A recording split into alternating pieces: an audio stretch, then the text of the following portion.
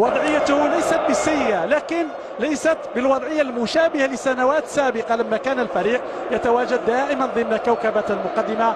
في السنتين الأخيرتين الفريق تراجع طبعا محبي، بينما هنا الصور الجميلة في مدرجات ملعب المجاهد المرحوم حسين آية أحمد تزيد رونقا وجمالا وقيمة ومستوى لهذه المقابلة في هذه الجولة. إذا نتوقع أن تكون مباراة غاية في الإثارة. طبعا جوزيف زيمباور شعبية كبيرة هنا بمدينة تيزي وزو، الكل يعترف بما قدمه من عمل، مما جعل الفريق يعود إلى المراكز أو إلى المركز الأول وينافس على اللقب بكامل إمكانياته وكامل حضور. طبعا في انتظار مباراة المولودية، المباراة المقررة أمام فريق وفاق سطيف الاثنين المقبل. لحظات طبعا وبوجمعة طاهر يعطي إشارة انطلاق هذه المباراة.